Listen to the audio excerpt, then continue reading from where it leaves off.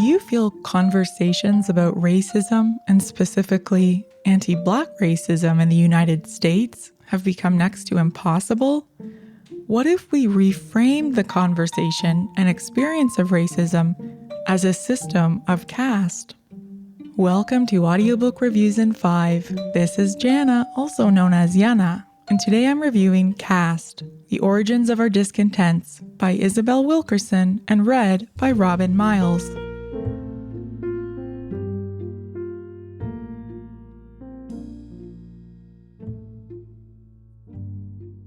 Isabel Wilkerson is an American writer and the first African-American woman to win a Pulitzer Prize.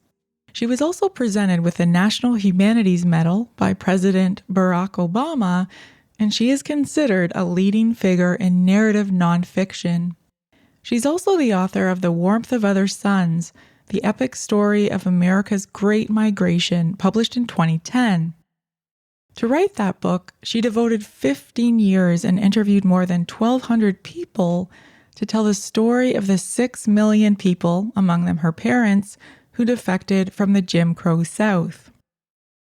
I highly recommend that audiobook, which was also narrated by Robin Miles, who, by the way, has a captivating voice, because Wilkerson's powerful storytelling left a lasting mark on me ever since I listened to it. It also radically redefined my previous understanding of American history. Coming back to Caste, some of Wilkerson's most powerful ideas are highlighted in Sunil Khilnani's book review in The New Yorker, which I'm borrowing from here. Caste is insidious and therefore powerful because it is not hatred. It is not necessarily personal, Wilkerson writes. It is the worn grooves of comforting routines and unthinking expectations, patterns of a social order that have been in place for so long that it looks like the natural order of things. The caste model moves white behavior away from subjective feelings, or what motivates people to do what they do, and into the realm of power dynamics, which is objective, what they do and to whom. Khilnani asserts that the dynamic that concerns Wilkerson the most is how a dominant caste stops a low-ranking caste from gaining on it, and I agree with this assessment. Wilkerson makes compelling and chilling comparisons of legal and cultural systems in America to those of India and Nazi Germany. Consider her example of the early Nazis who studied segregation in the United States.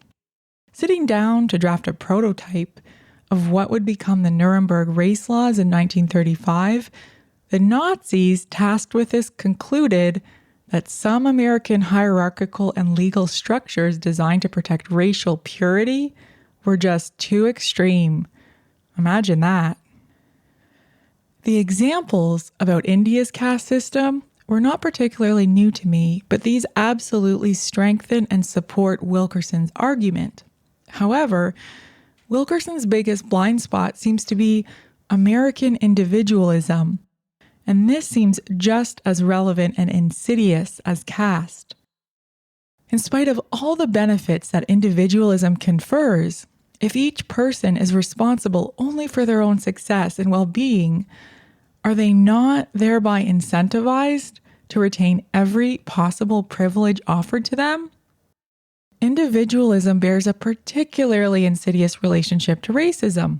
Just think of the most common rebuttal to any mention of racism. Typically, it focuses on the self with the retort, "I'm not a racist," as though it were merely a personal belief system rather than a pervasive and systemic ideology.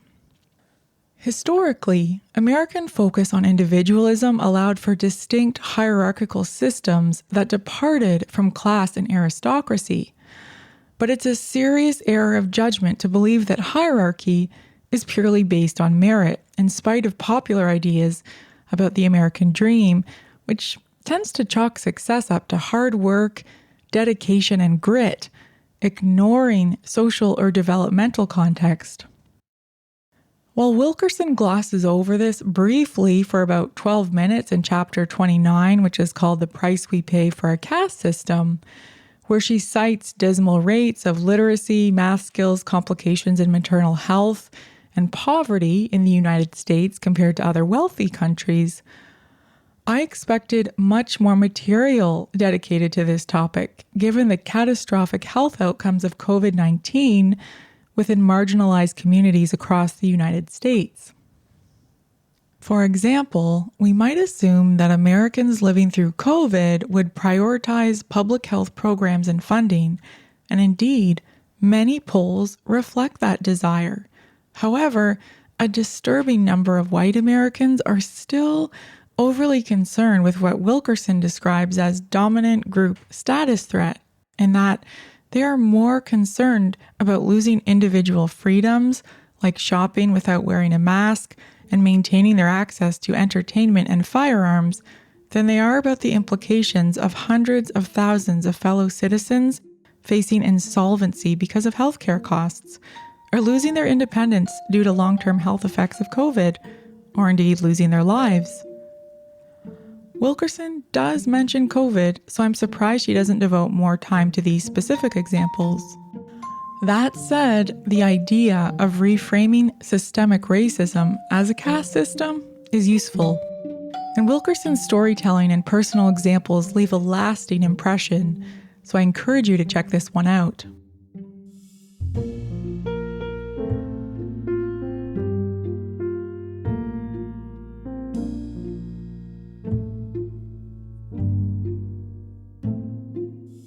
That's all for this episode of Audiobook Reviews in 5. Thanks for listening. If you have not yet done so, please subscribe to Audiobook Reviews in 5 on your favorite platform.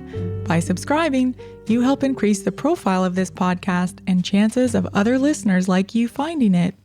I look forward to checking in with you all again soon. Please stay safe and be well.